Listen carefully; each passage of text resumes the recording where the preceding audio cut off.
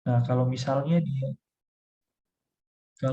dia ada tidak ada nafas, kemudian tidak ada nadi, berarti yang harus kita lakukan itu bantuan CPR. Kita harus berikan kompresi 30 kali dan bantuan nafas 2 kali.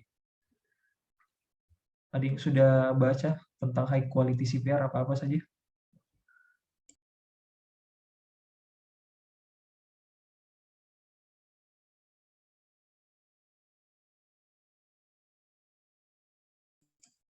Ada yang tahu high quality CPR apa-apa saja?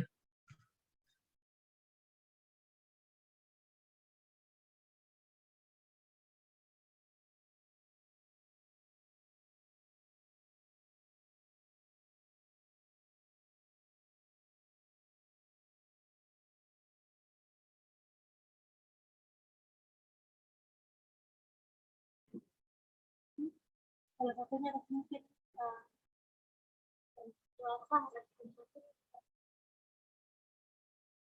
Ada yang mau kasih komentar untuk high quality CPR-nya?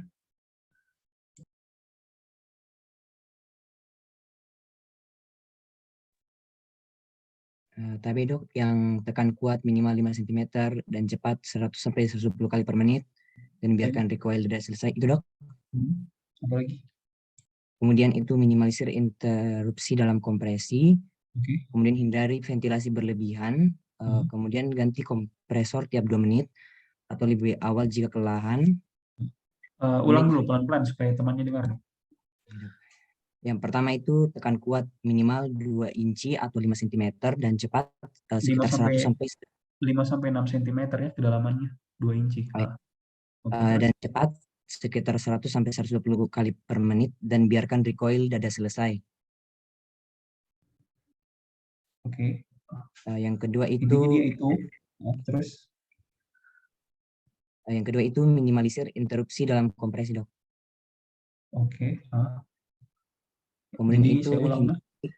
Apa lagi? Yang ketiga itu hindari ventilasi berlebihan dok. Oke. Apa lagi?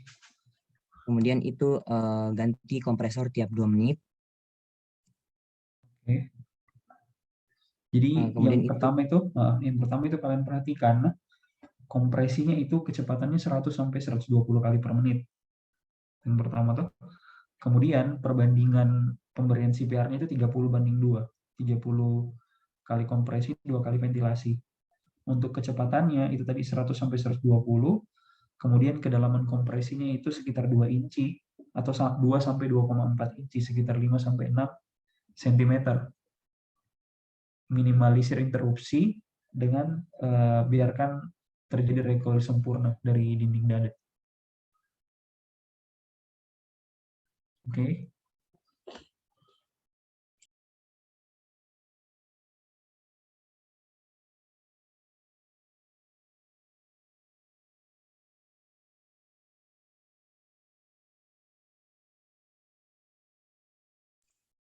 Nah, setelah itu kalau misalnya AED-nya sudah tersedia, kalian cek iramanya. Nah, biasanya itu AED kalau misalnya kalian pasang itu sudah menunjukkan, nanti dia yang kasih tahu sendiri iramanya ini shockable atau non shockable. Jadi untuk irama yang shockable itu tadi itu contohnya seperti ventricular fibrilasi dengan ventricle tachycardy. Tapi kalau yang non shockable dia itu asystole atau PEA, pulseless electrical activity. Nah, kemudian kalau misalnya dia shockable, berarti kalian harus tentukan jolnya dulu sesuai dengan jenisnya. Jadi kalau misalnya dia VF, biasanya kita pakai yang monofasik, pakai 360 joule. Langsung kita kejut. Setelah kita berikan satu shock, kita lakukan kompresi sekitar atau CPR kembali sekitar 2 menit. Oke, kalau dia non shockable karena dia itu tidak ada nadi, berarti tidak perlu kita lakukan shock kepada pasiennya, langsung kita lakukan CPR. Jadi sudah jelas bedanya di sini ya.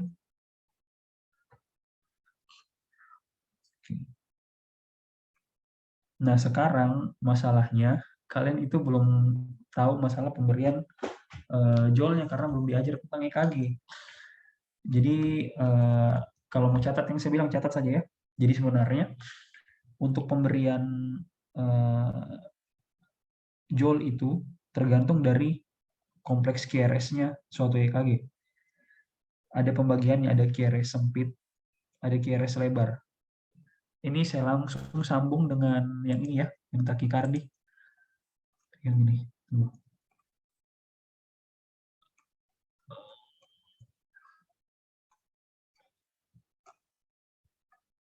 Takikardi.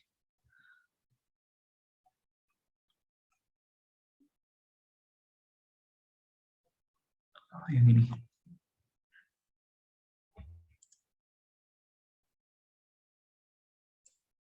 Oke. Tunggu dulu. Terlalu cepat kayaknya kalau saya mulai di sini. Saya kasih selesai saja dulu yang ini ya. Yang CPR baru kita ke situ.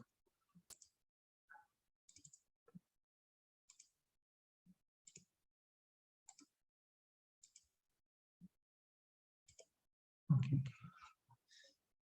Sampai sini ada yang mau ditanyakan tentang langkah-langkah CPR?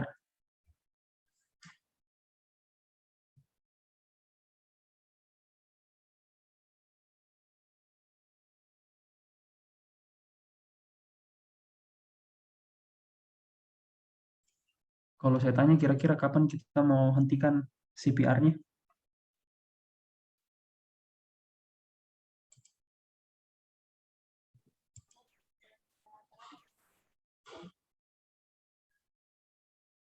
Ada yang tahu kapan kita mau hentikan CPR pada pasien-pasien henti napas, henti jantung? Kalau sudah 5 kali siklus, dok. Salah. Yang lain? Kalau pasien sudah respon, dok. Iya, kalau sudah respon sudah pasti kita hentikan. Selain itu? Tapi dok izin jawab. Hmm? Yang pertama kalau penolong sudah merasa lelah, yang kedua kalau sudah ada datang ambulans. Oke, jadi sebenarnya ada beberapa waktu atau kondisi kita hentikan RJP-nya. Jadi pertama, kalau misalnya kita sudah yakin RJP yang kita lakukan itu optimal, itu yang pertama. Kemudian yang kedua, kalau misalnya asistol itu menetap atau persisten, itu sekitar lebih dari 10 menit. 10-20 menit. Biasanya 10 menit itu kita ambil patokan buat bayi dan anak, tapi kalau 20 menit biasanya orang dewasa. Jadi kita masih bisa tolong sekitar 20 menitan untuk pasiennya. Oke. Nah, yang ketiga, kalau misalnya dia sudah masuk semua obat-obat emergensi, contohnya seperti epinefrin dengan amiodaron, itu tidak ada efek atau pada dosis maksimal kita sudah kasih, itu sudah bisa kita hentikan juga. Dan penolong itu sudah merasa lelah.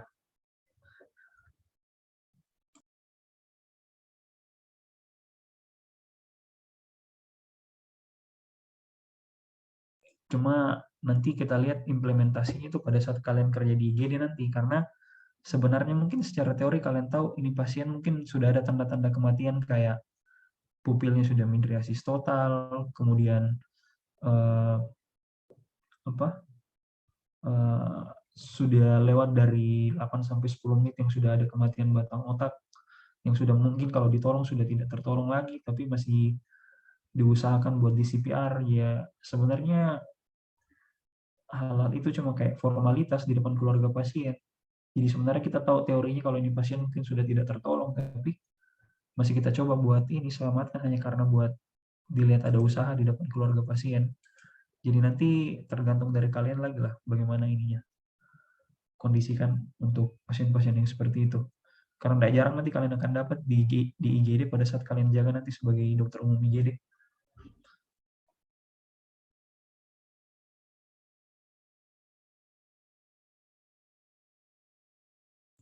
Ada yang kalian mau tanyakan dari alur ini?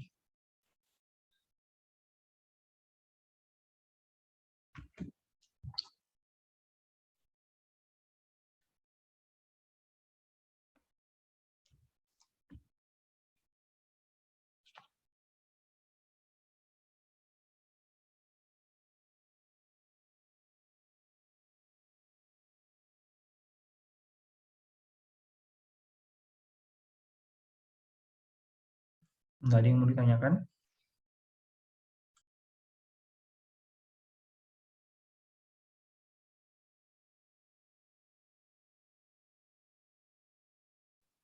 Tapi dok, mungkin sejauh ini belum ada dokter.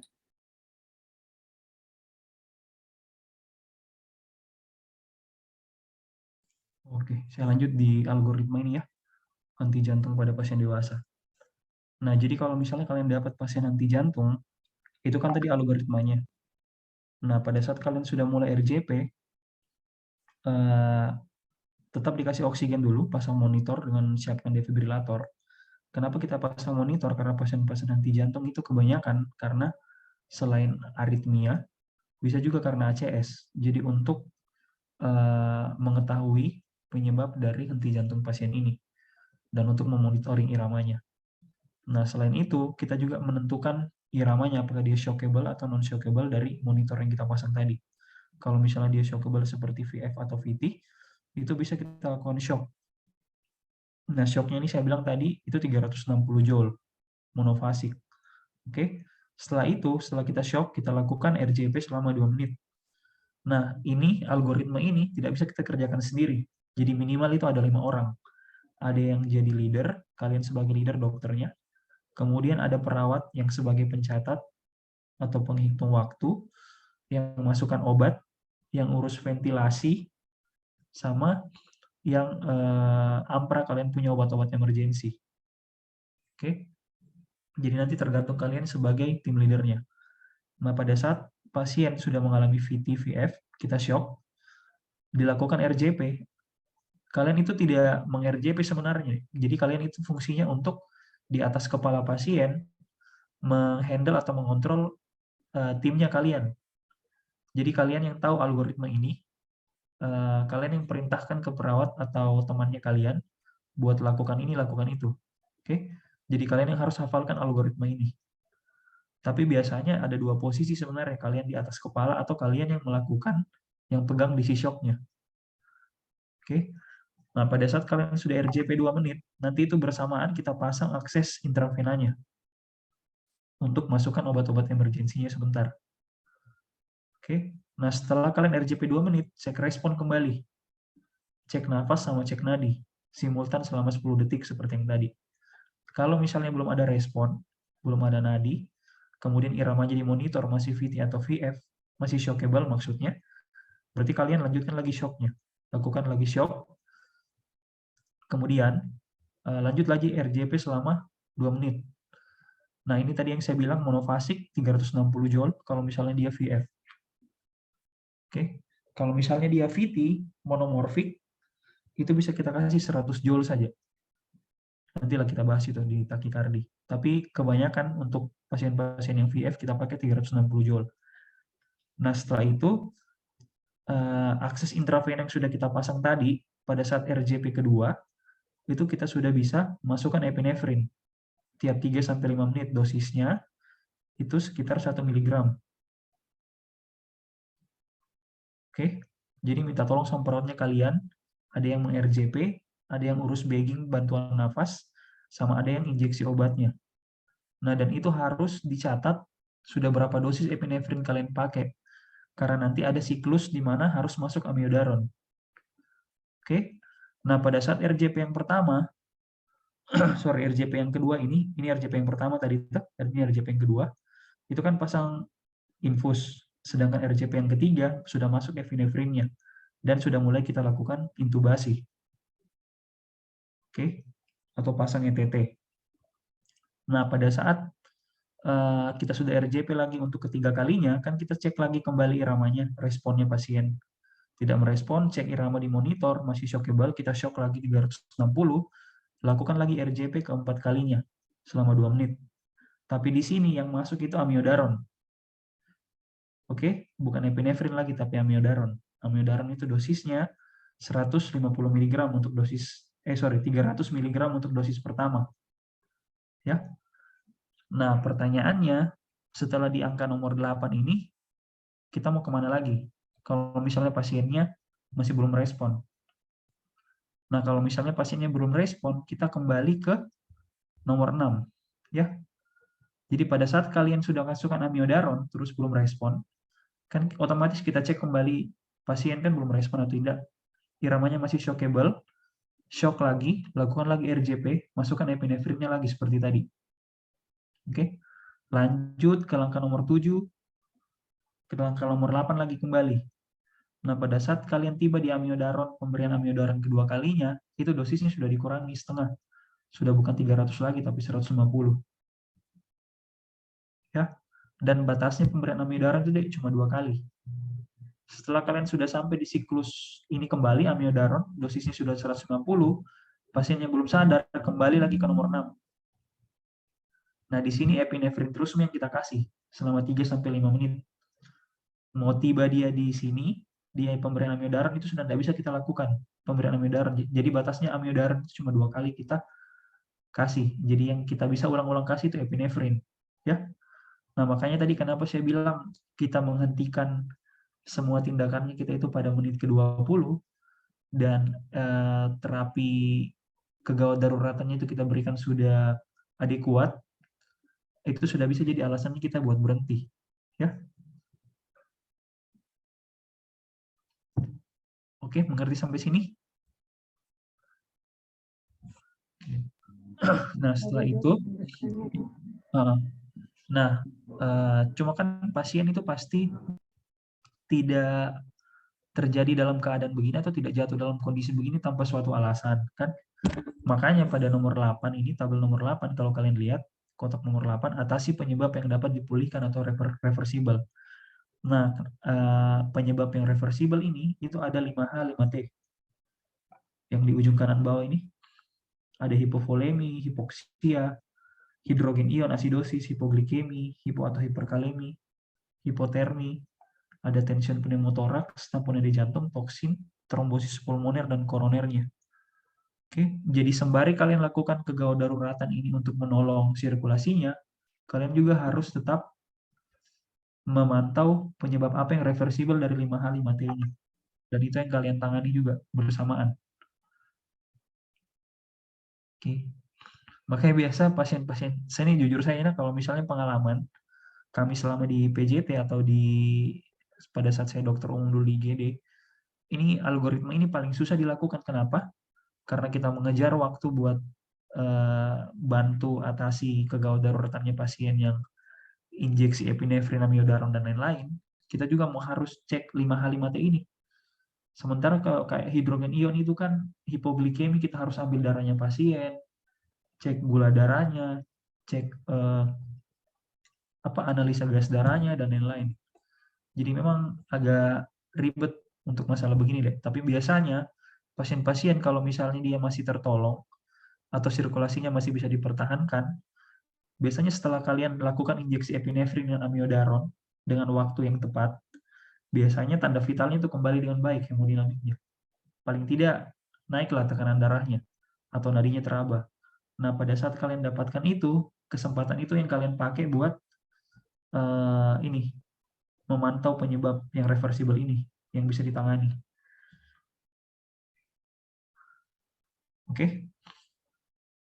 Ada yang kalian mau tanyakan dari sini?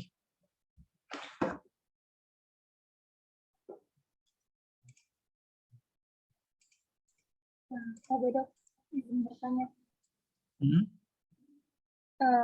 Kalau misalnya pada pemberian amiodaron itu ada pemanjangan kita interval, kapan dok, alternatifnya?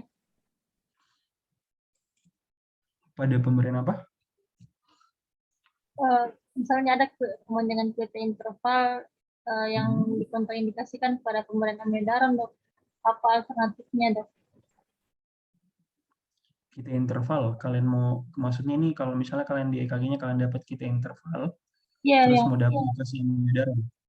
Iya, dok. Nah, sebenarnya di monitor yang kalian dapat itu kecil sekali kemungkinan kalian bisa pantau pasiennya itu kita intervalnya memanjang atau memendek. Karena dia irama garis besar kayak kompleks KRS-nya yang bisa kelihatan di monitornya, kecuali kalian pakai EKG biasa yang bisa kalian hitung kita intervalnya lebih dari 480 ke atas, baru kalian bilang Longite syndrome. Jadi sebenarnya kalau untuk pemberian itu bukan tidak kita singkirkan juga, maksudnya tetap kita amati setelah hemodinamiknya pasien stabil. Cuma kalau pertanyaannya apakah bisa kita nilai kontraindikasi pemberian amiodaron pada saat kita lakukan tindakan emergensi begini, jawabannya susah deh. Maksudnya bukan pada tempatnya kita mau kaji long QT sindromnya pasien-pasien yang emergensi seperti ini. Jadi tata laksananya tetap kita lakukan sesuai algoritma ini. Nah, nanti kalau misalnya pasien sudah dalam hemodinamik stabil, terus kita lakukan EKG kontrol, dia dapat long QT sindrom, baru kita tangani. Iya, dok. Terima kasih.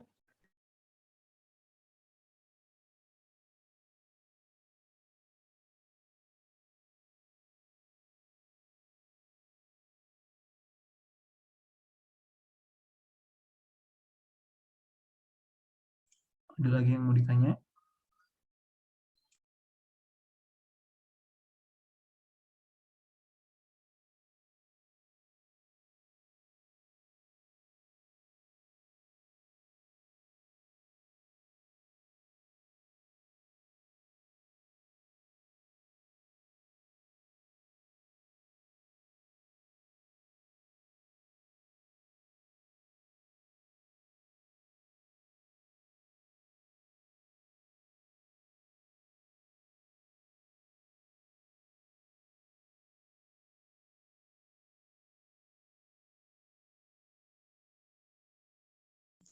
Ada yang mau ditanyakan mengenai CPR sama langkah-langkah ini, Dek?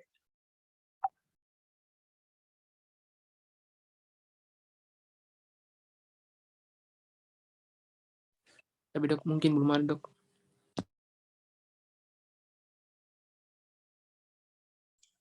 Oke, saya lanjut ya. Sebenarnya kalau untuk ACLS ini yang penting itu CPR-nya kalian sudah betul caranya, sama tahu algoritma ini, kapan kita masukkan epinefrin, kapan kita masukkan amiodaron. Nah, cuma saya jamin juga pasti kalau di IGD, dokter umum itu takut masukkan obat-obat emergensi kayak begini, epinefrin, amiodaron, karena ya maksudnya kebanyakan ada yang langsung konsul ke kardionya, padahal pasien butuh penanganan di bawah dari 10 menit. Ya. Jadi kalau misalnya ada kalian dapat pasien begini di IGD, pokoknya lakukan saja selama algoritmanya kalian benar, dan obat yang kalian masukkan dan dosisnya itu sudah tepat. Sekalipun pasiennya mungkin tidak tertolong atau meninggal, tidak disalahkan kalian karena sudah melakukan tindakan sesuai dengan ininya, pattern-nya atau algoritmanya ya. Oke, saya lanjut ke algoritma takikardi yang tadi saya bilang. Nah, ini. Nah, kalau untuk algoritma takikardi dengan bradikardi yang perlu kalian perhatikan itu di sini. Kelihatan yang saya gambar? Oke, di kotak ini ya. Untuk bradikardi sama takikardi itu sama ininya, Dek. Nilai kesesuaian dengan kondisi klinis, denyut jantung biasanya lebih dari 150 kalau takikardi.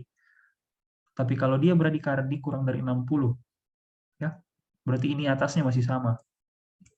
Oke. Kemudian identifikasi dan atasi penyebab dasar. Pertahankan patensi jalan. Ini mau bradikardi mau takikardi sama ini ya. Dua kotak ini sama. Pertahankan patensi jalan nafas, bantu jalan nafas jika perlu. Pasang oksigen jika hipoksemia. Biasanya ini kita ambil patokan saturasinya itu di bawah 96%. 95-96 kita sudah pasang oksigen. Kemudian pasang monitor untuk mengidentifikasi irama jantung. Pasang akses intravena untuk obat-obat parenteralnya. Sama pasang EKG 12 hadapan. Oke, jadi mau dia algoritma takikardi atau bradikardi, dua kotak ini sama. Jadi ini dulu yang kalian hafal, ya, langkah-langkahnya. Soalnya biasa pasien-pasien yang datang dengan keluhan, misalnya kalian sudah raba nadinya, di atas 100 nadinya atau sekitar 120, tapi pasiennya masih aman-aman saja, tidak ada keluhan. Makanya itu pentingnya kita nilai kesesuaian dengan kondisi klinis. Karena jangan sampai kalian dapat pasien denyut nadinya 120, pasiennya masih baik-baik saja, kalian langsung rekomendasikan buat kardioversi. Kan nggak masuk akal, tuh. Makanya selalu dibilang nilai kesesuaian dengan kondisi klinis pasien. Mau dia heart rate-nya di atas 100, atau lebih dari 150, atau denyut nadinya kurang dari 60 atau bradikardi. Kalau bradikardi itu yang ini. Sama tuh dengan yang tadi. Oke. Ini bradikardi, ini takikardi. Kita bahas dulu takikardinya ya.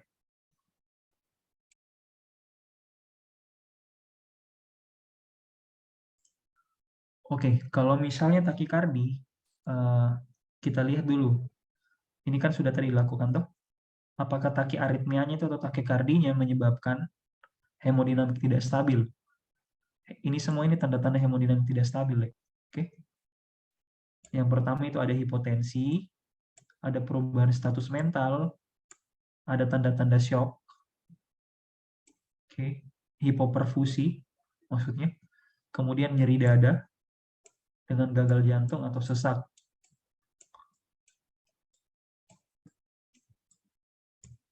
Oke. Tapi kalau misalnya pasiennya tidak ada keluhan, tidak ada tanda-tanda ini, berarti pasien tidak usah diobati ya. Nanti kita lihat apakah ada penyakit penyertanya, kalau tidak ada. Ada atau tidak. Tapi intinya itu nilai kesesuaian, identifikasi atasi penyebab dasar, lihat apakah dia hemodinamiknya stabil atau tidak ya. Nah, kalau misalnya dari antara 5 ini, ada salah satunya yang iya, berarti dia itu rekomendasi buat kita lakukan kardioversi tersinkronisasi. Synchronized kardioversi.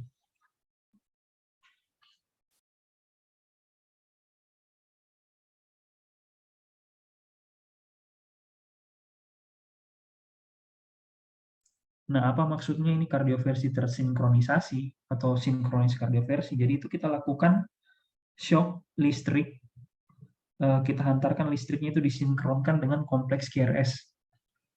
Jadi kalian lihat nanti di monitor, kalau pada saat gelombang QRS-nya muncul, baru kalian lakukan shock. Oke?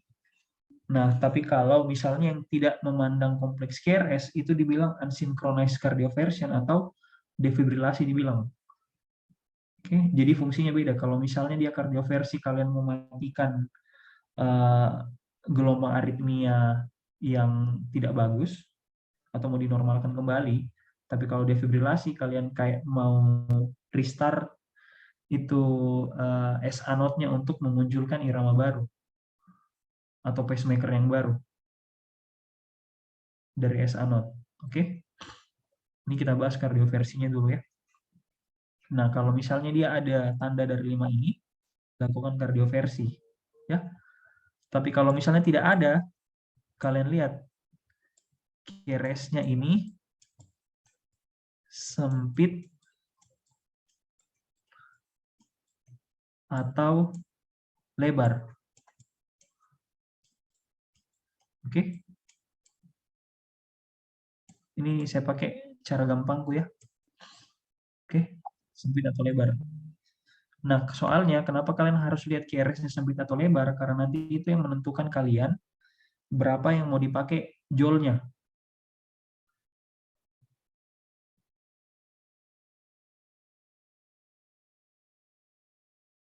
Oke.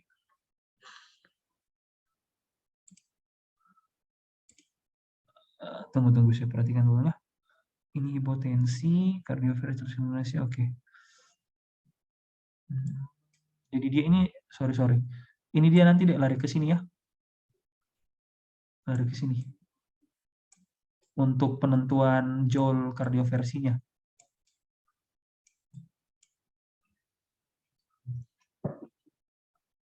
Oke, kalau misalnya kalian mendapat ada tanda-tanda hemodinamik tidak stabil, kan kita mau kardioversi. Nah, kardioversinya itu berdasarkan QRS-nya, apakah dia sempit atau lebar. Nah, kalau misalnya dia QRS-nya sempit dan teratur, contohnya gelombang QRS sempit dan teratur itu kayak atrial flutter sama supraventricular tachycardia atau SVT. Ya. Itu joule-nya itu kira-kira sekitar 50 sampai 100. 50 sampai 100 joule. Nah, kalau QRS-nya sempit dan tidak teratur, itu contohnya atrial fibrilasi. Atrial fibrilasi itu sekitar 120 sampai 200.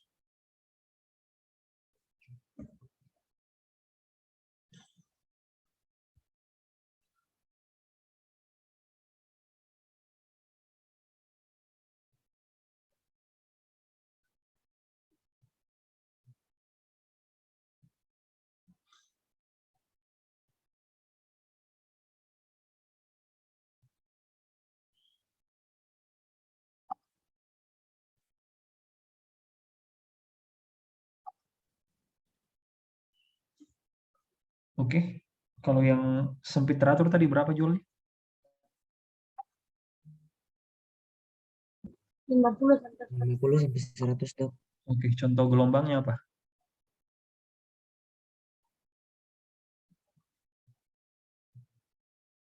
Contoh aritmianya apa? Atrial flutter dengan SPV. Oke, atrial flutter sama SVT ya. Nah, kemudian kalau dia QRS sempit tidak teratur 120 sampai 200, contohnya atrial fibrilasi. Nah, kalau dia QRS-nya lebar dan teratur, berarti itu ventricle tachycardy monomorfik. Maksudnya monomorfik itu cuma satu bentuk VT-nya. Nah, itu kita kasih 100 joule. Tapi kalau dia QRS-nya lebar dan tidak teratur, atau dibilang polimorfik, bentuk VT-nya banyak, bermacam-macam, itu kita pakai 360 joule, atau langsung defibrilasi dibilang.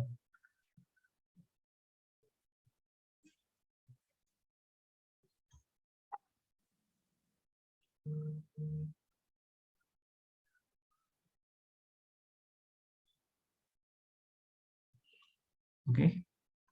Nah, kalau misalnya kalian lihat algoritma ini, yang ini, di sini kan dia bilang, kalau misalnya QRS-nya lebar, lebih dari 0,12 detik, lebih dari 0,12 detik ini maksudnya 3 kotak kecil ya di EKG. Nah, itu kalau misalnya dia tidak ada QRS lebar, berarti itu bisa kita lakukan manuver vagal.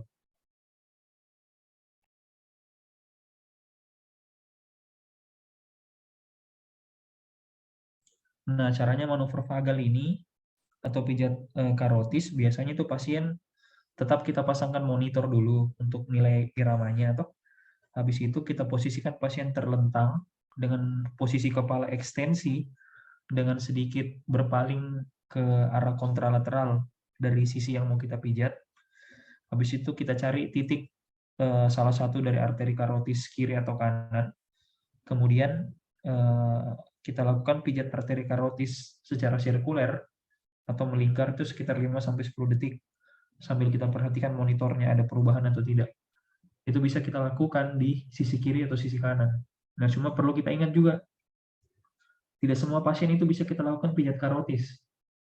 Jadi ada 4 kondisi kalian kontraindikasi untuk melakukan pijat karotis atau manuver vagal. Yang pertama, pasien itu ada riwayat infark miokard. Yang kedua, ada riwayat transient ischemic attack atau stroke dalam 3 bulan terakhir. Oke, yang ketiga, ada riwayat ventricle fibrilasi atau ventricle tachycardy. Yang keempat, adanya bruit pada arteri karotis. Oke, jadi 4 keadaan ini, sebelum kalian lakukan pijat karotis, nilai dulu 4 keadaan ini di pasiennya. Cari tahu semua riwayat-riwayatnya. Kalau misalnya tidak ada, bisa kalian lakukan manuver vagal. Nah, itu kan tadi untuk kardioversinya. Sekarang kita masuk ke obat-obatnya. Nah, manuver vagal itu sebagai salah satu tindakan sebelum kita kasih terapi. Siapa tahu bisa berhasil dengan manuver vagal, berarti tidak usah kita kasih terapi. Nah, yang kedua, pasien-pasien itu kita lakukan pemberian obat-obat tertentu kayak ini. Sebenarnya adenosin itu kita pakai kalau misalnya pasien-pasien yang QRS sempit. Ya. Nah, cara pemberiannya adenosin itu dosis pertama bisa kita kasih 6 mg dulu. Kita ikuti, kita bolus cepat, baru kita flush pakai NaCl sekitar 15-20 cc. Habis itu dosis kedua, kalau misalnya belum ada perbaikan, bisa kita kasih lagi dosis kedua sebanyak 12 mg. Oke. Kalau misalnya belum ada lagi perbaikan, kita kasih lagi dosis ketiga 12 mg lagi. Dan di setiap pemberian dosisnya itu kalian harus flush sebanyak 15-20 cc.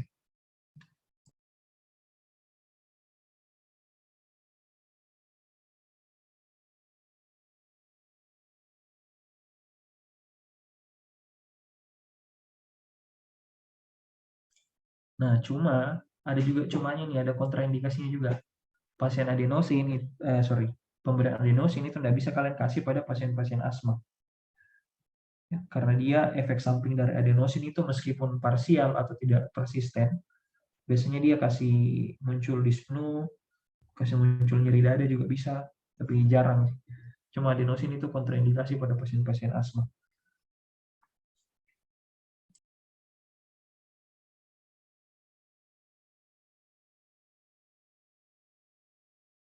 Oke, yang obat kedua itu ada beta blocker sama calcium channel blocker. Beta blocker ini kan fungsinya sebagai inotropik dan chronotropik negatif. Jadi dia menurunkan heart rate sama menurunkan kontraktilitas. Nah, obat-obat yang bisa kalian pakai itu kayak beta blocker. Oke, beta blocker contohnya kayak bisoprolol, carvedilol, propanolol, tapi kondisi-kondisi tertentu ya. Kalau misalnya pasien ada hipertiroid, bisa kalian pakai propanolol karena fungsi propanolol selain untuk inotropik dan chronotropik negatif, dia juga bisa menghambat konversi FT4 menjadi T3. Jadi berfungsi juga buat penurunan fungsi tiroidnya.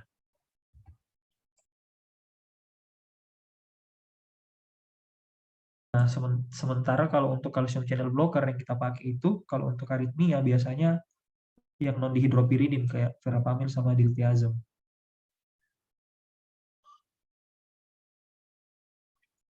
Saya tidak sebutkan dulu dosisnya ke kalian karena yang penting tahu prinsipnya dulu. Kalau untuk dosis bisa kalian baca sendiri ya.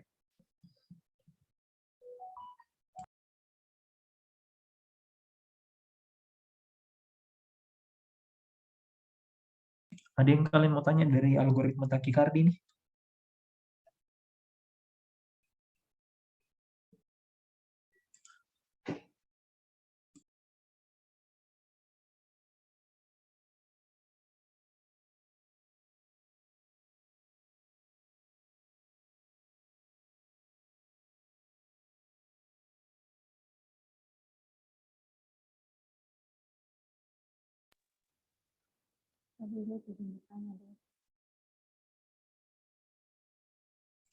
Ada yang mau ditanyakan untuk algoritma takikardi?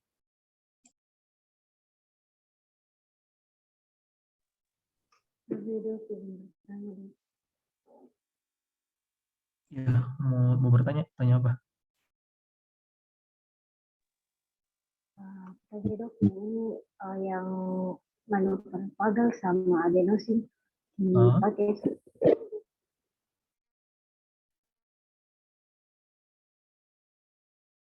Kenapa?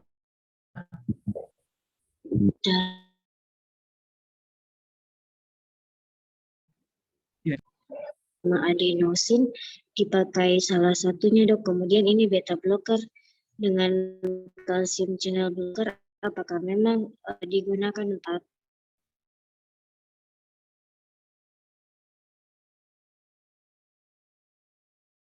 atau yang manuver vagal itu bukan tadi pasien-pasien yang kalian dapatkan takikardi terus kompleks QRS-nya itu sempit dan teratur, yang kayak tadi contohnya seperti atrial flutter sama SVT, itu bisa kalian lakukan manuver vagal. Bukan pilihan antara manuver vagal atau adenosin. Kan di sini sebelum kita lakukan manuver terlebih dahulu, kalau misalnya berhasil dengan manuver berarti terapinya itu bisa kita minimalisir. Nah, tapi perlu diingat tadi kontraindikasinya, dapat kontraindikasi dari manuver vagal yang harus kalian nilai sebelum kalian lakukan. Nah, untuk adenosin itu sebenarnya untuk takikardi kompleks QRS sempit yang teratur sangat bagus karena respon time untuk terapeutik itu cepat. Tapi kalau misalnya dia tidak berhasil dengan adenosin, bisa kita lakukan pilihan obat lain seperti beta blocker atau calcium channel blocker yang non-dihidropiridin. Nah, pertanyaanmu tadi, apakah pasien ini atau pada kondisi tertentu saja kita pakai beta blocker atau calcium channel blocker? Iya, betul. Pada kondisi tertentu dan tidak semua kita harus kasih. Contohnya, kayak misalnya pasien-pasien datang dengan atrial fibrilasi disertai dengan WPW syndrome, kalau kalian pernah dengar yang ada aksesori pathway-nya. Nah, itu kontraindikasi kita lakukan obat-obat yang bekerja di supra ventrikular, yang bekerja di atrial. Contohnya kayak beta blocker, calcium channel blocker, digoxin, itu tidak boleh kita kasih pada kondisi tersebut. Karena akan memicu terjadinya ventricular tachycardia atau fibrilasi. Tapi masih terlalu jauh kalian bahas itu karena kalian belum belajar EKG, jadi belum tahu pasti. Nah, untuk beta blocker sendiri, itu masih jadi pilihan utama untuk kasus-kasus yang kompleks QRS sempit dan teratur. Contohnya kita pakai kayak beta bisoprolol, esmolol, labetalol, itu bisa semua kita pakai. Nah, kalau untuk calcium channel blocker, kalau misalnya dia tidak berhasil dengan beta blocker, itu bisa kita tambahkan dengan calcium channel blocker yang non-dihidropiridin seperti verapamil sama diltiazem. Jadi sebenarnya kedudukannya ini obat tidak ada bedanya sebenarnya deh, tergantung kondisinya. Kalau misalnya pasien respon dengan beta blocker, ya kita kasih beta blocker. Atau misalnya pada saat ada beta blocker, ya itu yang kita kasih. Tapi kalau misalnya tidak ada beta blocker, bisa kita kasih calcium channel blocker. Jadi untuk pilihan terapinya ini bukan pilihan terapi yang berurutan, tidak.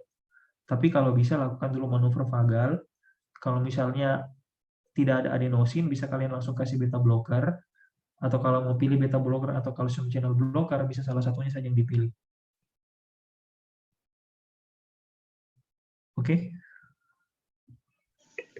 Oh ya, baik dok. Tabe dok, boleh izin meminta untuk dijelaskan kembali yang dosis adenosin dok, tadi putus-putus di saya dok. Tabe dok. Oke.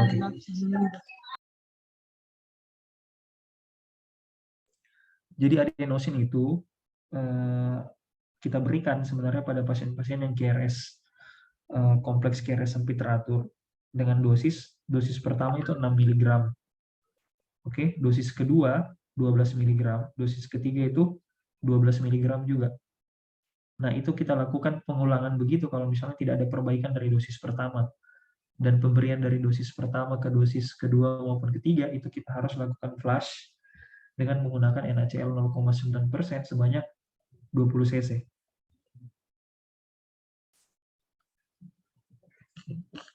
Nah, tadi itu saya langsung sambung ya ke pertanyaanmu. Itu apakah beta blocker ini bisa kita kasih sama semua kondisi atau tidak? Ini saya gambar. Nah. Tunggu. Saya hapus dulu.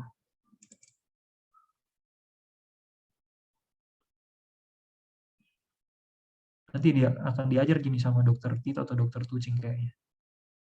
Kalian ada disuruh buat pretest tidak?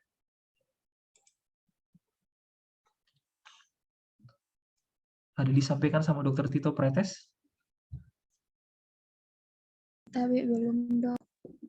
Belum, oke. Soalnya saya kasih pretest sekalian. Cuma saya tunggu arahannya dokter Tito. Kalau misalnya tidak ada ya berarti saya tidak kasih pretest.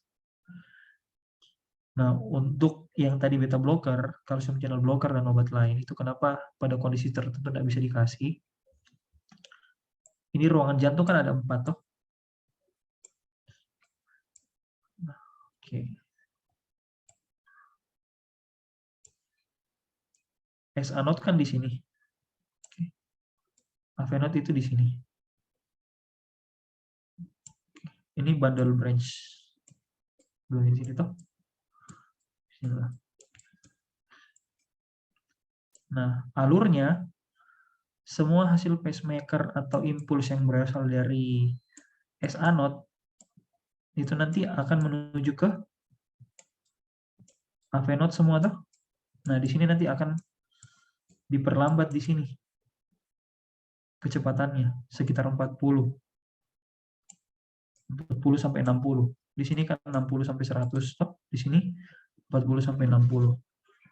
Nah, kerjanya obat-obat beta blocker, calcium channel blocker dan digoxin itu di level ini, atrium. Oke. Jadi dia kerjanya bukan di ventricle ya, di supraventrikular dibilang, di atrium. Nah, ada kondisi tertentu, keadaan yang namanya accessory pathway,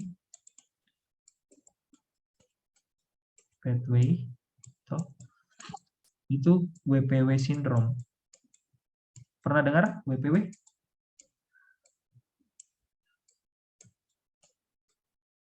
Coba kalian googling ini accessory pathway, ada terbuka tidak?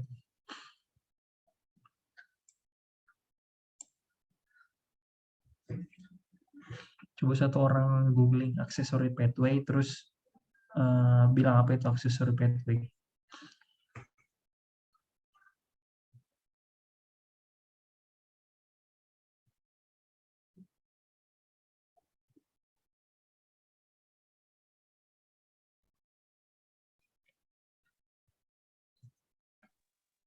Tabe dok, Ya, silakan. accessory pathway, extra electrical pathway between antara atrial dan ventricle dok. Nah, oke. Jadi dia itu nanti impulsnya tidak lari ke AV node saja, tapi ada jalur lain. Bisa di sini yang langsung menghubungkan atrium sama ventricle, bisa juga di sini, bisa juga di celah-celah sini. Pokoknya macam-macam tempatnya. Tapi secara garis besar itu ada 3 sebenarnya jalurnya. Ada jalur Ken, ada jalur James, kemudian ada jalur Mahaim.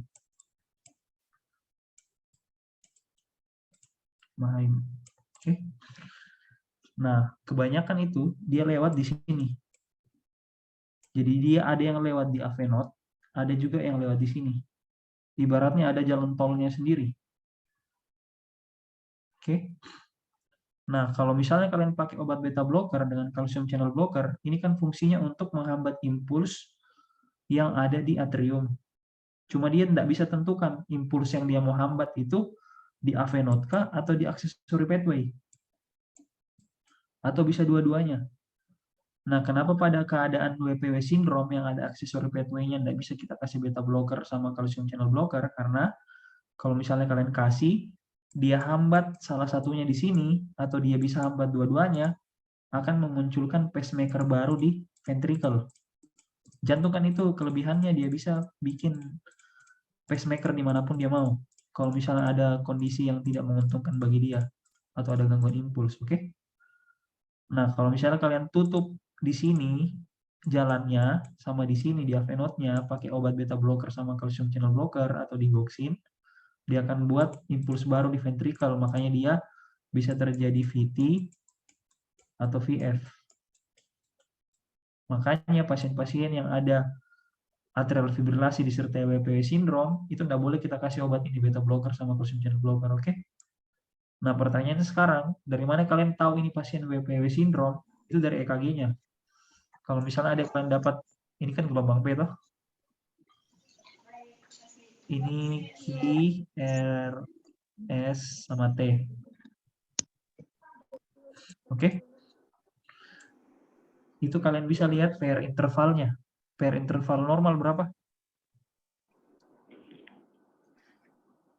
Berapa kotak kecil dan berapa second? 3 sampai 5 dok. Oke, 3 sampai 5 itu berapa second? 0,12 sampai 0,2 dok. Oke, 0,2. Jadi kalau WPW syndrome itu pair intervalnya memendek, kurang dari 0,12. Oke? Berarti kalian nilai dari sini, jarak dari sini ke sini. Oke? Ini kurang dari 0,12. Nah, itu biasanya kompleks KRS-nya itu bentuknya bukan begini deh. bukan segitiga begini, dia begini, terus begini.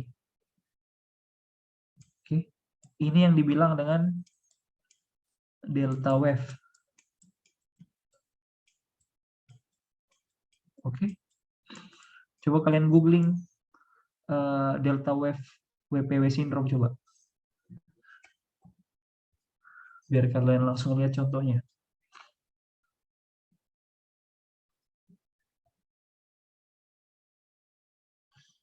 Ada yang dapat?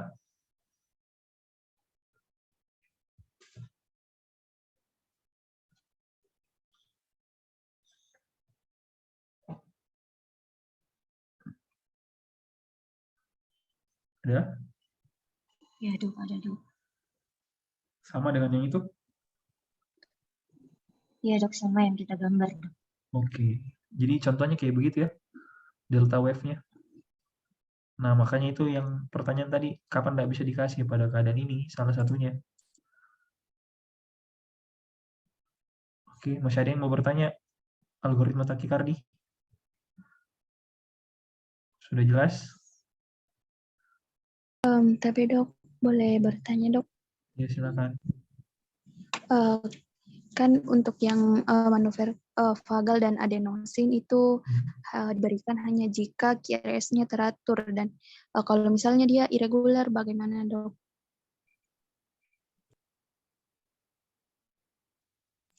Kalau irregular tidak disarankan buat pasien-pasien yang QRS. Sebenarnya dia kalau untuk QRS lebar, mau dia QRS lebar atau sempit, itu sebenarnya masih ada tempat kita lakukan pemberian adenosin. Ya, cuma kalau untuk manuver vagal itu cuma dilakukan pada yang QRS sempit saja dan teratur. Kenapa? Karena kalau misalnya kalian lakukan manuver vagal pada pasien-pasien yang QRS sempit tidak teratur atau QRS lebar tidak teratur, itu akan memicu munculnya irama yang lain lagi. Sudah bukan SVT, bisa jadi VT atau VF pasiennya. Makanya kan tadi dia masuk dalam salah satu kontraindikasi kan, pasiennya dilakukan pijat karotis. Itu ada riwayat ventricular fibrilasi atau ventricular takikardi. Karena bisa mencetuskan irama itu lagi kembali.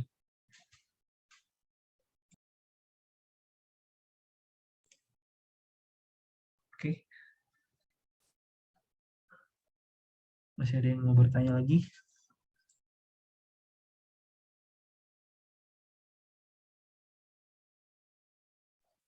Tapi dok, izin mengkonfirmasi dok, berarti untuk yang kita tata laksana itu dok, kalau misalnya dia denyut jantungnya lebih dari 150 kali per menit, kemudian ada tanda-tanda yang di kotak kuning ini dok. Yang kuning, yang ini toh maksudnya toh? Iya dok. Cuma yang perlu kalian tahu, takikardi ini pasti nggak mungkin berdiri sendiri deh. Jadi pasti dia itu kayak misalnya pada keadaan gagal jantung yang bikin kompensasi tubuh untuk takikardi supaya cardiac output-nya tercukupi. Nah, itu lain ceritanya. Oke? Jadi ini murni khusus takikardi tok saja. Bisa kalian terapi seperti ini. Tapi kalau misalnya dia ada penyebab lain, kayak misalnya CHF, baru ada takikardinya, itu kompensasi tubuh. Kenapa bisa dia terjadi takikardi? Buat memenuhi cardiac output dengan stroke volume-nya. Makanya tubuh dia atau jantung dia percepat kontraksinya. Apakah kita kasih beta blocker juga? Tidak. Kenapa? Karena pasien-pasien yang kongesti, kalau kita kasih beta blocker, itu kontraindikasi. Karena bisa memicu terjadinya dyspnea yang berat, dan memang tidak dianjurkan buat dikasih beta blocker pasien-pasien yang sesak napas atau yang lagi dalam keadaan kongesti atau UDEM. Nah, makanya algoritma ini cuma buat pasien-pasien yang tidak ada penyakit lainnya ya.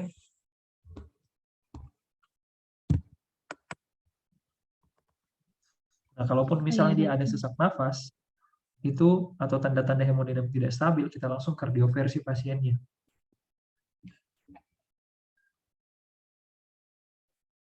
Mengerti maksudku sampai sini? Iya, Dok. Terima kasih, Dok. Apa yang saya bilang, ilmu jantung itu luas sebenarnya karena saling berkaitan satu sama lain. Tanya lagi, Dok. Ya, silakan.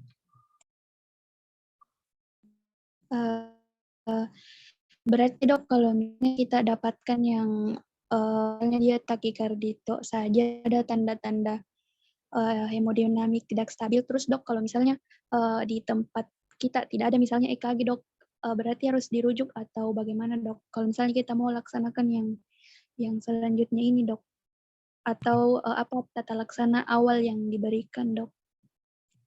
Nah, sebenarnya kalau untuk pasien-pasien takikardi begini, kan tetap kalian pemeriksaan fisik dulu. Untuk menyatakan dia hemodinamiknya tidak stabil, itu kan dari PEMPIS bisa sih sebenarnya. Dari tensi bisa, dari hipoperfusi, tanda-tanda perfusinya menurun juga bisa, ada nyeri dada sama sesak napas. Nah, sesak napas yang dimaksud di sini, itu ada ronkika atau tidak, atau ada udem atau tidak. Nah, kalau misalnya ada, berarti dia takikardi yang masuk ke dalam, kita mengharuskan dia untuk di kardioversi tersinkronisasi. Oh, nah, tapi kalau misalnya dia tidak ada ke semua itu, yang perlu kalian tahu, takikardi, pasien-pasien takikardi itu kan irama jantungnya antara irregular atau reguler.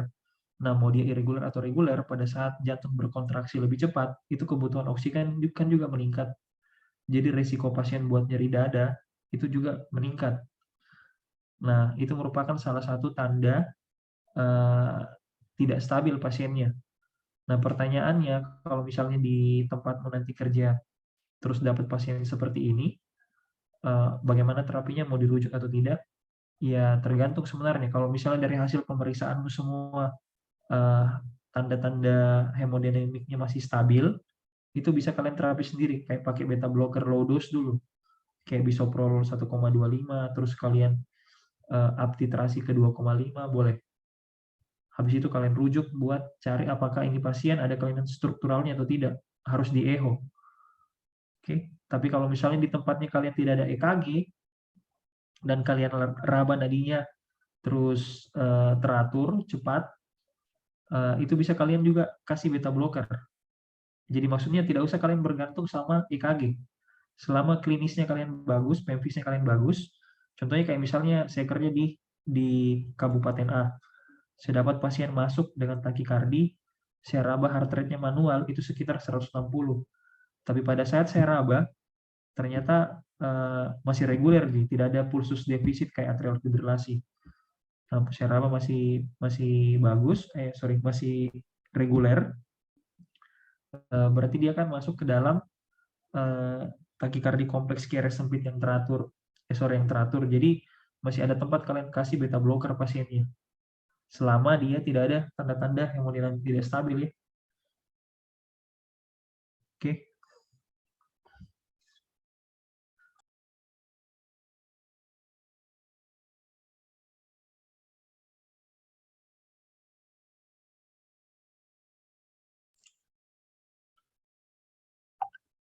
Jelas sih jawabannya, Dek. Iya, baik. Iya, Dok. Terima kasih, Dok. Ada lagi yang mau bertanya?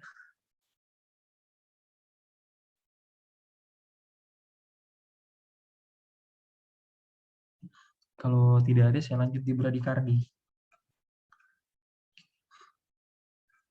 Oke, kan kotak ini sama gitu. Bradikardi juga, tetapi kita nilai juga ininya, tanda tidak stabilnya. Nah, cuma dia bedanya, kalau misalnya dia ada tanda-tanda hemodinamik tidak stabil, pertama kalian kasih atropin dulu pasiennya. Dosisnya itu kalian bolus 1 mg, ulangi 3-5 menit, dosis maksimalnya itu 3 mg. Oke. Nah, kalau misalnya tidak berhasil dengan atropin, dengan dosis maksimal sudah 3 mg, itu bisa kalian lakukan pacu jantung transkutan atau kasih dopamin sama epinefrin. Dosisnya itu ini, 5-20 mikrogram untuk dopamin, epinefrin 2-10 mikrogram.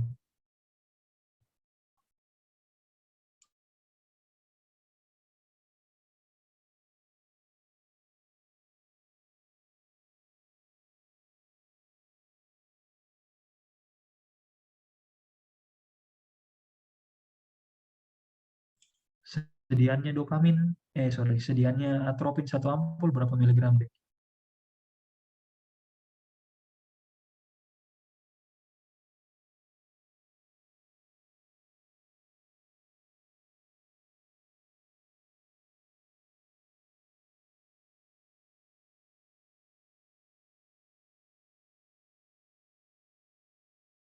Nggak ada yang tahu berapa miligram? 0,25 ya. Jadi kalau misalnya pasien masuk dengan bradikardi, ada tanda-tanda hemodinamik tidak stabil, langsung kasih masuk atropinnya 1 mg, berarti dia sekitar berapa ampul? 4 ya. 4. Nah, pertanyaannya, kalau misalnya saya kasih masuk di bawah 1 mg kira-kira bisa dok? Atau kalau misalnya saya kasih masuk di bawah 0,5 mg kira-kira bisa dok? Saya mulai dari 1 ampul dulu. Jawabannya enggak bisa ya. Jadi harus langsung masuk 4 ampul. Kenapa? Karena ada yang dibilang itu efek paradoks kalau pasien-pasien pemberian atropin. Jadi efek paradoks itu adalah suatu efek yang terjadi berupa penurunan denyut jantung ketika pemberian sulfos atropin itu di bawah 0,5 mg. Jadi kalau kalian kasih sulfos atropinnya di bawah 0,5 mg, tambah bradikardi pasiennya.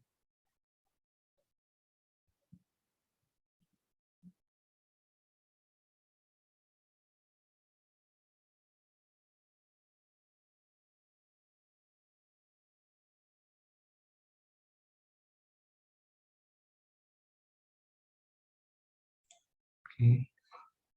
Nah, selanjutnya, apakah semua pasien bradikardi dipasangi pacu jantung atau tidak? Atau apakah semua pasien bradikardi kita kasih sulfos atropin dulu baru pacu jantung?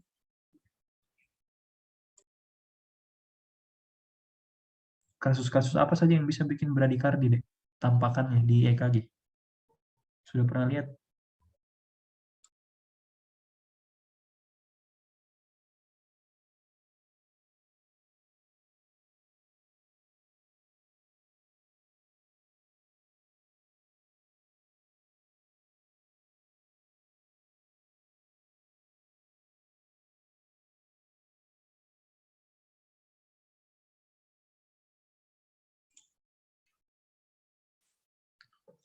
Ya, halo.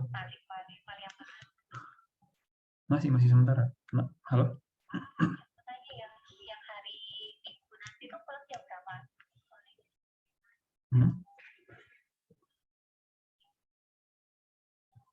Jam 16 lah.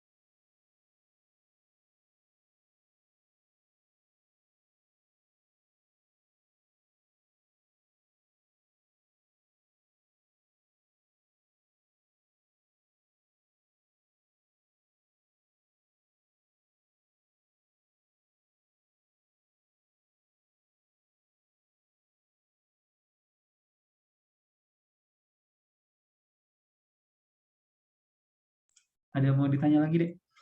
Apa tadi ya? Yang ini ya, jenis-jenis bradikardi. Jadi pasien bradikardi itu biasanya datang, gambaran EKG-nya tidak cuma sinus bradikardi, tapi ada juga AV blocknya biasa. Nah, kalau misalnya dia pasien-pasien yang AV block derajat 2 tipe 2 atau AV block total atau derajat 3, itu biasanya sudah indikasi buat pasang pacu jantung transkutan sambil kita tunggu pacu jantung transvenanya. Jadi khusus AV block derajat 2 tipe 2 dengan total AV block atau derajat 3, itu tetap kita pakai alur ini dulu, kasih sulfas atropin 1 mg dengan dosis maksimal 3 mg. Habis itu kalau belum ada respon, kasih dopamin dengan epinefrin, terus konsul ahli buat pemasangan pacu jantung transvena. Kalau misalnya dia gambarannya bukan AV block derajat 2 tipe 2 ya, dengan AV block total derajat 3. Tapi kalau misalnya dia AV block derajat 2 tipe 2 dan atau AV block total atau derajat 3, itu enggak usah kalian kasih sulfas atropin. Langsung rujuk buat pemasangan pacu jantung. Oke?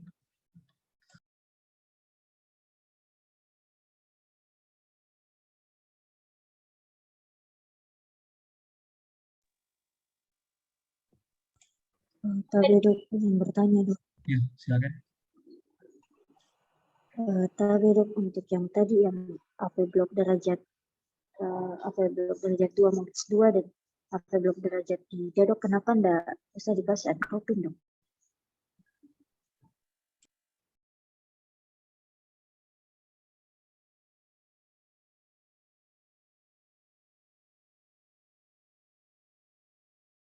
Nah, untuk kasus-kasus kayak begitu, sebenarnya kan kalau untuk AV block itu sudah masuk ke dalam intraventricular atau intraarterial conduction delay. Tapi dia itu yang tipe high atau tipe tinggi dibilang atau yang sudah berat. Nah, biasanya kita kasih pemberian sulfas atropin ini pada kasus-kasus yang AV block yang masih derajat ringan, derajat 1 atau derajat 2 tipe 1, yang masih bisa kita bantu untuk tingkatkan kontraktilitasnya atau meningkatkan heart rate-nya. Tapi kalau dia sudah jatuh dalam AV block berat derajat 2 tipe 2 atau AV block total AV block dengan derajat 3, biasanya sulfas atropin itu sudah tidak ada efeknya sebenarnya. Jadi percuma kita kasih untuk meningkatkan heart rate-nya.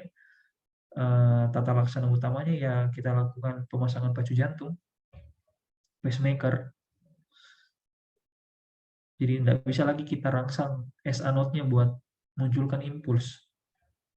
Ya harus kita pasang pacu jantung transkutan sendiri. Atau ini transkutan atau transvena.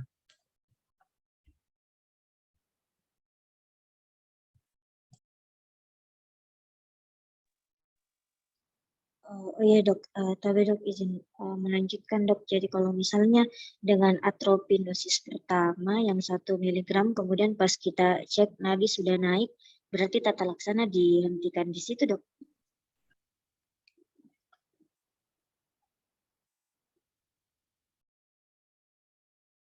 Sorry, kalau misalnya heart rate-nya sudah di atas 60, itu sudah bisa kalian hentikan terapinya.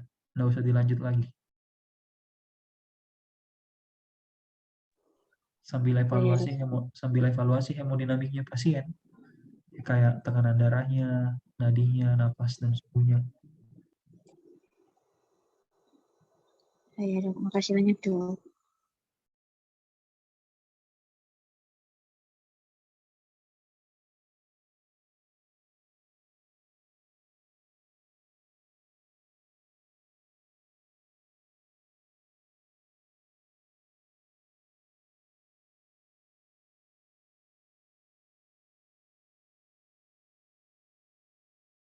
Masih ada yang mau bertanya lagi?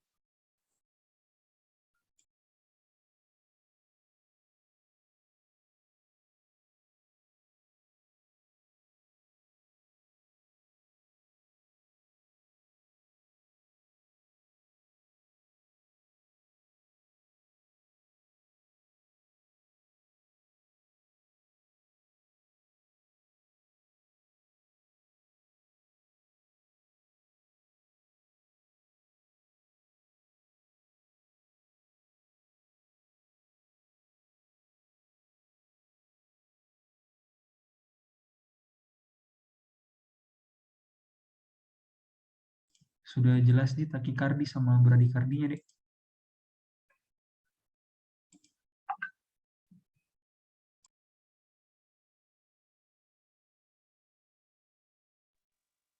Ya, Dok. Jelas dia. Kalau begitu, saya bahas sedikit ini ya, tentang algoritma shock. Ini algoritma terbaru sebenarnya, cuma tetap kondisional juga sih digunakan. Jadi kalau misalnya dia ada masalah PAM-nya, hipotensi pasiennya di bawah 90 tanpa tanda shock, bisa kalian kasih dobutamin. Kalau misalnya dia di bawah 90 dengan tanda shock, kalian lihat dulu heart rate-nya. Kalau dia di bawah 50, kasih dopamin. Kalau dia masih di atas 50, kasih norepinefrin. Masih terlalu jauh kalian untuk bahas ini kayaknya.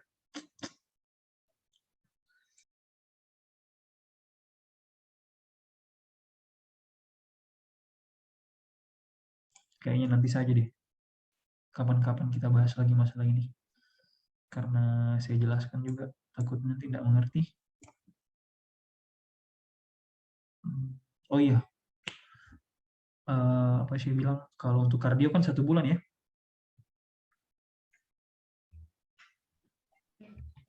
Iya, Dok. Pasti kalian sudah Iya, Dok. tanya-tanya di Tahu, Dok. teman-teman, sudah tanya-tanya di teman yang lain tuh bagaimana di kardio sebelum masuk. Ya, Dok. Kardio itu 1 bulan. Sebenarnya tiap tiap koas yang saya kasih bimbingan, biasanya saya cuma suruh pelajari 4 materi saja yang harus kalian kuasai. Yang pertama itu ACS, yang kedua itu heart failure, yang ketiga itu aritmia, yang keempat itu PJB. Oke. Nah, tapi di minggu pertamanya kalian ini manfaatkan buat perdalam PEMFIS sama EKG. Paling tidak EKG dasar dulu lah. Yang mana itu dibilang sinus rhythm, cara tentukan heart rate dia regular irregular bagaimana, terus P-wave atau gelombang P yang normal bagaimana, apa itu P mitral, P pulmonal, kompleks KRS itu apa yang bisa dinilai dari kompleks KRS, hipatologis itu bagaimana, kemudian RSR aksen di V1, V2, V5, V6 itu apa, ya, kemudian T inverted, ST depresi, ST elevasi itu apa kriteria LVH, apa kriteria RVH, pokoknya kuasai dulu 1 minggu itu dulu deh, 1 minggu ini, sebelum kalian masuk minggu kedua. Sama PEMFIS-nya kalian, contohnya itu kayak menentukan JVP itu bagaimana, oke, jenis-jenis murmur itu apa, setidaknya pembagiannya saja dulu lah. Kita juga yang residen ini masih agak susah bedakan kapan itu murmur sistolik, kapan murmur diastolik. Masih harus pasang steto sampai beberapa menit kita dengar baru kita dapat biasanya. Nah, tapi setidaknya prinsipnya kalian tahu murmur sistolik itu pada gangguan katup apa, murmur diastolik itu apa. Oke. Intinya perdalam saja dulu PEMFIS-nya kalian sama batas-batas jantung. Nah, itu biasa yang ditanyakan kalau pada saat ujian. Biasanya itu kalau dokter Alif yang menguji, biasanya dia tanyakan masalah PEMFIS begitu, paling dasar kalau beliau.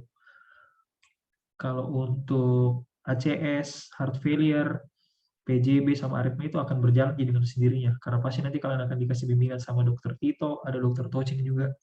Jadi ditanyakan semua di situ. Cuma yang saya mau bilang, setelah kalian keluar dari kardio, sebaiknya kuasai 4 yang saya bilang tadi itu ya. Karena itu yang paling kalian pakai kalau kalian jadi dokter umum nanti. Entah kalian mau merujuk atau mau tangani sendiri, tidak apa-apa, kecuali revaskularisasinya yang tidak boleh. Kayak PCI, fibrinolitik, kayak begitu.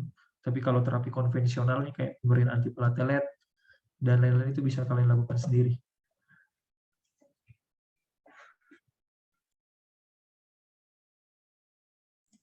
Makanya kalau misalnya kalian dinas di Bangsal, lihat residennya mungkin tidak sibuk, minta ajar sama residennya. Atau kalian yang di Poli, atau yang di CPCU, jadi jangan diam-diam. Soalnya ada beberapa koas yang saya kasih pretest, saya masih ketemu lagi di gelombang berikutnya, kan entah itu dia remedial atau apa kayaknya. Masih dikasih mengulang. Ada yang dikasih mengulang sama dokter Ahtar, sama dokter Alif. Jadi jangan anggap remeh kardio karena begitu. Kalau misalnya kalian dapat penguji yang mungkin tidak terlalu concern sama kesehariannya kalian atau ilmunya kalian, ya mungkin langsung diluluskan. Oke, paham sampai sini ya? Ya, paham dokter. Kalau ada yang kalian tidak mengerti, tanya saja deh ya. Entah itu sama residen siapapun yang kalian temui di tempat tugasnya kalian. Diajar di pasti itu. Cuma kalau yang semester 1 di Bangsal, kalau misalnya dia lagi agak kelabakan sama tugasnya, biasanya agak susah dia mengajar kalian itu.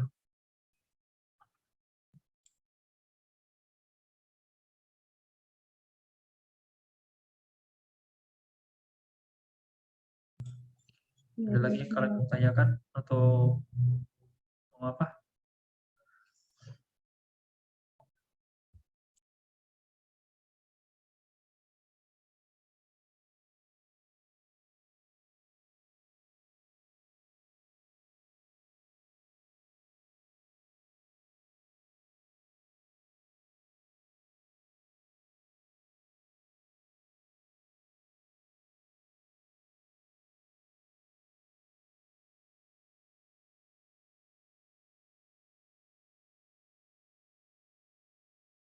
Masih ada yang mau ditanyakan deh?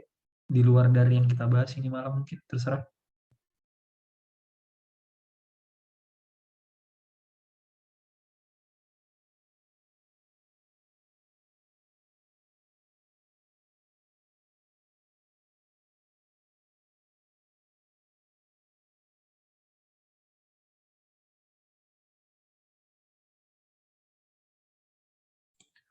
Tidak ada yang mau ditanya?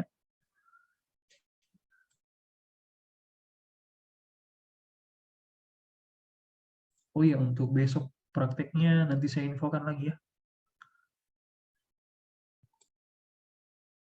Iya, baik. Tapi di lantai 4 masih ada yang manikin untuk CPR memang? Ada di lantai 4 satu manikin, Dok. Oh iya, sudah itu saja dipakai.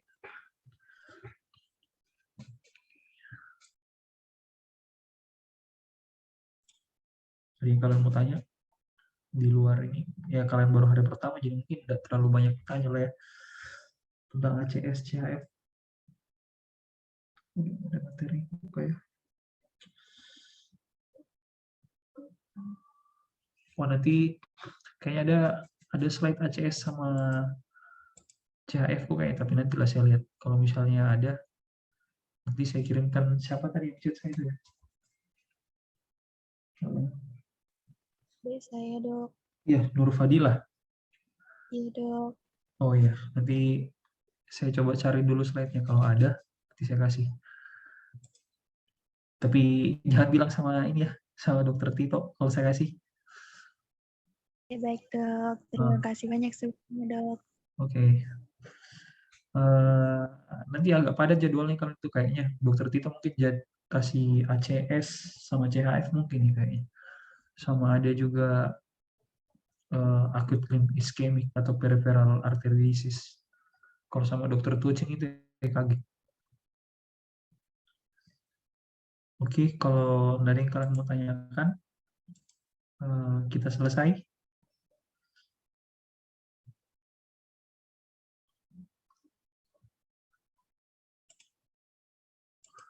Nanti kalau ada yang mau ditanya, tanya saja ya. Oke, saya tutup. Makasih banyak. Sampai ketemu untuk prakteknya. Kasih. Iya, Dok. Tapi, Dok, untuk besok Ya. prakteknya jam berapa ya, Dok? Nanti saya kabari. Saya cek. Iya, baik, Dok. Terima kasih. Baik, Dok. Terima kasih banyak, Dok. Terima kasih banyak, Dok. Banyak, Dok. Terima kasih, Dok. Terima kasih, Dok.